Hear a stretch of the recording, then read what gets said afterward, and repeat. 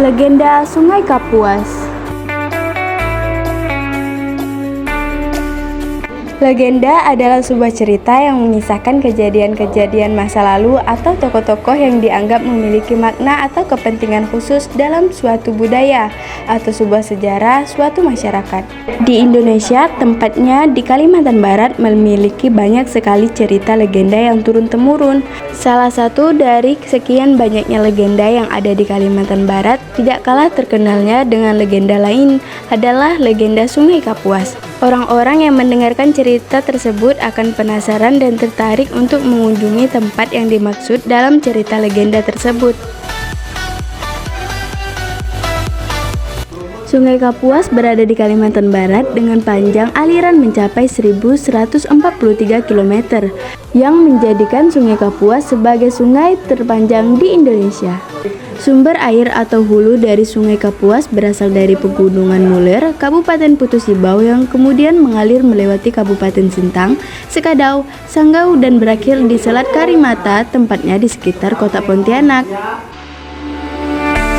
Sungai Kapuas dijadikan sebagai jalur transportasi yang sangat penting, terutama di Kalimantan Barat. Pada masa penjajahan, sungai ini ikut berperan dalam perjuangan bangsa Indonesia tahun 1963. Sungai Kapuas dijadikan sebagai jalur mobilisasi pasukan dari Pontianak menuju ke sepanjang perbatasan dengan menggunakan perahu. Legenda ini berkisah tentang seorang baginda raja yang berasal dari kerajaan Kahayan Hilir, Pulau Nipin.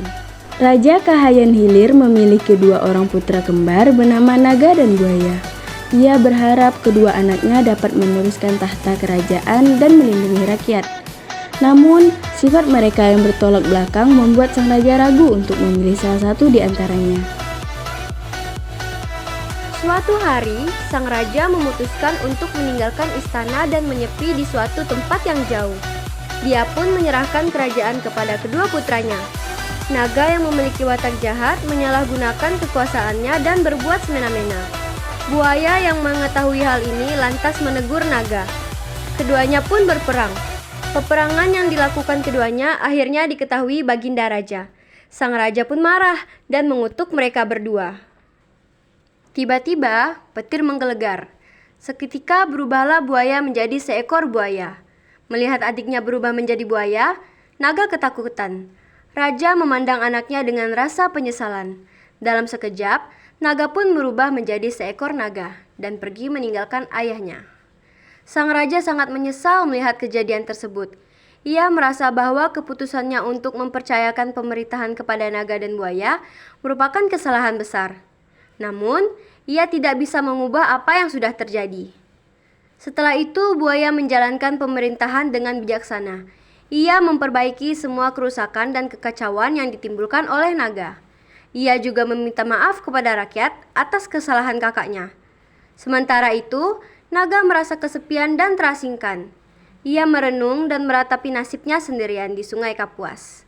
Namun, seiring berjalannya waktu, naga mulai menyadari kesalahannya dan merasa menyesal telah menyia-nyiakan kepercayaan ayahnya.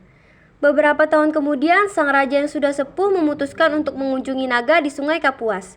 Setelah bertemu dengan naga, sang raja sangat senang melihat perubahan pada naga. Ia merasa bangga melihat naga yang dulunya bermasalah dan suka berfoya-foya, kini menjadi sosok yang bijaksana dan membantu orang lain. Sang raja pun memutuskan untuk meminta maaf kepada naga atas perlakuan buruk yang pernah ia berikan kepadanya. Naga dengan lapang hati menerima permintaan maaf sang raja. Dari situlah, Sungai Kapuas dikenal sebagai sungai yang penuh dengan kearifan lokal dan kebijaksanaan. Legenda ini pun terus dikenang oleh masyarakat sebagai pengingat bahwa setiap perbuatan pasti akan berdampak pada akhirnya.